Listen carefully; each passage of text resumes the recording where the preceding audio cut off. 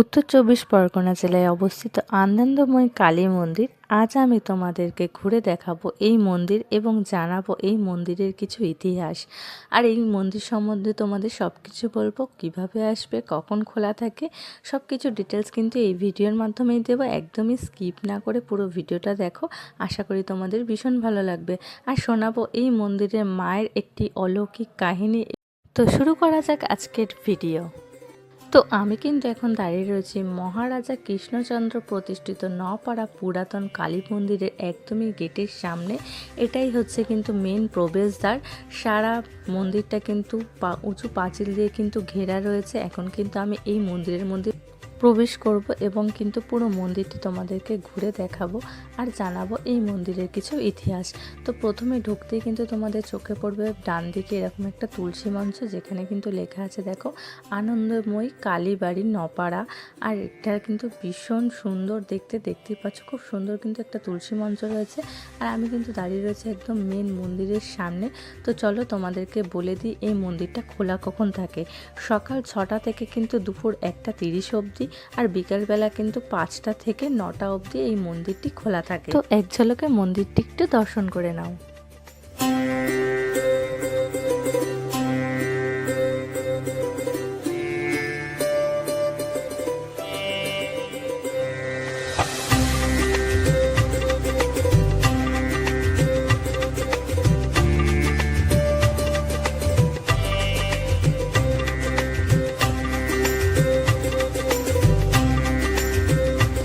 তো বন্ধুরা, এটাই হচ্ছে মূল মন্দির, তোমাদেরকে দেখিয়ে দিচ্ছি।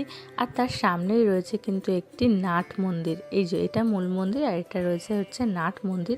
তো এই নাট মন্দিরে বসেই কিন্তু তোমরা মায়ের পূজা অর্চনা এবং কিন্তু আরতি দর্শন করতে পারবে এই নাট মন্দিরে বসেই।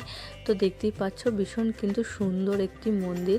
তো তোমরা যারা যারা চাও এখানে কিন্তু একদিন এসে ঘুরে যেতে পারো, ভীষণ ভালো লাগবে। মন্দিরটি সংলগ্ন ভীষণ সুন্দর, শান্ত, নিরিবিলি এবং পরিষ্কার পরিচ্ছন্ন একটি মন্দির। চলো তোমাদের বলে দিই এই মন্দিরে তোমরা আসবে কি করে। তোমরা যে কোনো দিক থেকে শিয়ালদা বা বনগাগামী বা হাসনাবাদগামী যে কোনো ট্রেন ধরে চলে আসতে হবে বারাসাত স্টেশনে। আর বারাসাত স্টেশন থেকে কিন্তু 5 নম্বর প্ল্যাটফর্ম থেকে বেরিয়ে তোমরা দেখতে পাবে মনসা মিষ্টান্ন ভাণ্ডার, এবং তার সামনে থেকে কিন্তু টোটো করে তোমরা চলে আসতে পারবে এই মন্দিরে। টোটো ভাড়া নেয় কিন্তু মাত্র 10 টাকা। আর এই মন্দিরে কিন্তু স্টেশন থেকে মাত্র 5 মিনিট দূরত্ব লাগে টোটোতে আসার জন্য। তো তোমরা কিন্তু এইভাবে চলে আসতে পারো এই মন্দিরে, আর একদিন এসে ঘুরে যেতে পারো। তো চলো আমি এখন কিন্তু প্রবেশ করব মন্দিরে। দেখতেই পাচ্ছ এখানে কিন্তু একটা শ্বেত পাথরের সিঁড়ি দিয়ে পুরো মন্দিরটি তৈরি, আর এখান দিয়ে কিন্তু সিঁড়ি করা রয়েছে। আর এখন আমি চলে এসেছি একদমই মূল মন্দিরে মায়ের বিগ্রহের সামনে, দেখতেই পাচ্ছ। আর এটা কিন্তু এখন বন্ধ রয়েছে, যেহেতু এখন পুজোর টাইম না, এই জন্য কিন্তু বন্ধ রয়েছে। তো চলো তোমাদেরকে দেখিয়ে দিই এই মন্দিরে মায়ের বিগ্রহটি কত সুন্দর। তো চলো দেখে নাও।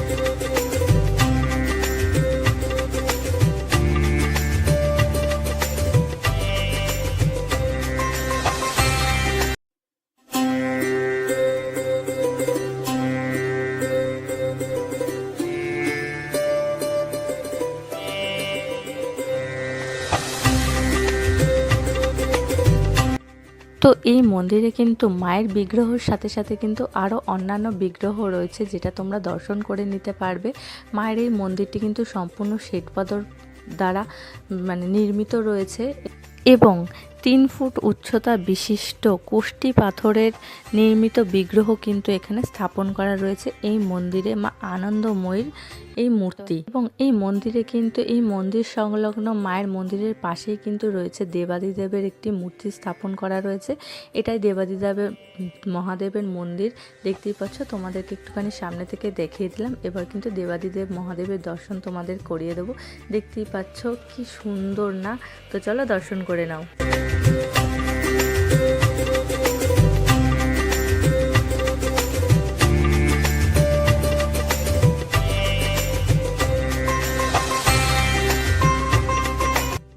তো তো দেবাদিদেব মহাদেবের মন্দিরে কিন্তু এখানে স্থাপন করা রয়েছে পাঁচমুখী বেলপাতা, যেটা তোমাদেরকে এখন দেখাচ্ছি। হ্যাঁ, এটাই পাঁচমুখী বেলপাতা।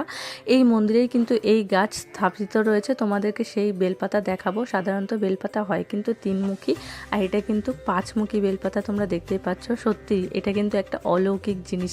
তো দেবাদিদেব মহাদেবের মন্দিরের সামনে কিন্তু রয়েছে বহুর প্রাচীনতম একটি হাড়িকাঠ, যেটা লাল পাথর দ্বারা নির্মিত। তোমাদের দেখিয়ে দিলাম। হ্যাঁ, এই থেকেই বোঝা যায় কিন্তু বহু প্রাচীনকালে কিন্তু এখানে এই মন্দিরে বলি প্রথা প্রচলন ছিল, কিন্তু বর্তমানে তা বন্ধ হয়ে গেছে।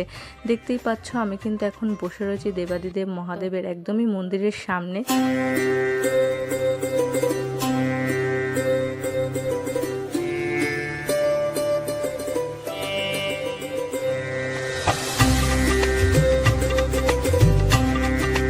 আর দেখতেই পাচ্ছ, তোমাদেরকে কিন্তু দেখিয়ে দিলাম মন্দিরটি কিন্তু অপূর্ব সুন্দর। তো চলো, তোমাদের কিন্তু এই মন্দিরের যে ইতিহাস আছে অবশ্যই সেই ইতিহাসটা জানাবো, এবং কিন্তু তোমাদেরকে দর্শন করাবো এই মন্দিরে কিন্তু বিশেষ একটি বেল গাছ, যেখানে কিন্তু পাঁচমুখী বেলপাতা হয়, আর সেই বেলপাতা দিয়ে কিন্তু মায়ের নিত্য পুজো করা হয় এখনও অবধি, এবং কিন্তু দেবাদিদেবেরও কিন্তু নিত্য পূজা করা হয় সেই বেলপাতা দিয়েই। তো চলো তোমাদেরকে দেখিয়ে দিই একবার এক ঝলকে। এই যে নাট মন্দির, আর নাট মন্দিরের পাশেই রয়েছে একটি প্রাচীন বেল গাছ, আর এই বেল গাছটিকে নিয়ে রয়েছে একটি ঐতিহাসিক ঘটনা।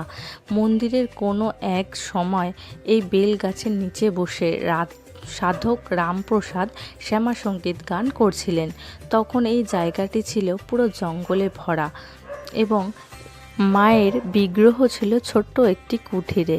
তখন মা আনন্দময়ী ছোট একটি বালিকার রূপ ধরে এসে বলেন সাধক রামপ্রসাদকে গান শোনানোর জন্য।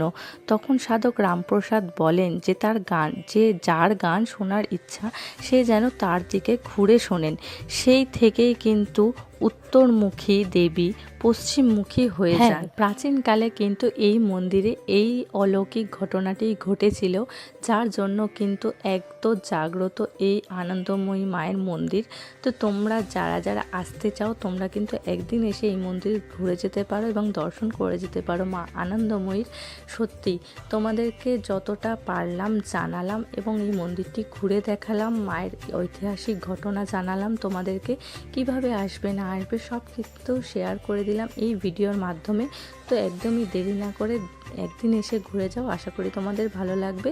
ভিডিওটি তোমাদের সঙ্গে শেয়ার করলাম, আর তোমাদের কেমন লাগলো ভিডিওটি এবং এই ঐতিহাসিক ঘটনাটা কেমন লাগলো অবশ্যই জানিও। তো আজকের জন্য টাটা, দেখা নেক্সট কোনো ভিডিওতে। তো এরকমই কিন্তু সুন্দর সুন্দর ভিডিও পেতে চ্যানেলটিকে সাবস্ক্রাইব করে রাখতে পারো, আর তোমাদেরকে এরকমই সুন্দর সুন্দর ইনফরমেশান আর এরকম ছোটোখাটো মন্দির এবং অজানা তথ্য জানাতে কিন্তু এই ভিডিওতে আমি ভিডিও পোস্ট করে থাকি। তো তোমাদের ভিডিওটি সম্পূর্ণ কেমন লাগলো অবশ্যই জানাতে ভুলো না। আজকের জন্য টাটা, দেখা হচ্ছে নেক্সট কোনো ভিডিওতে।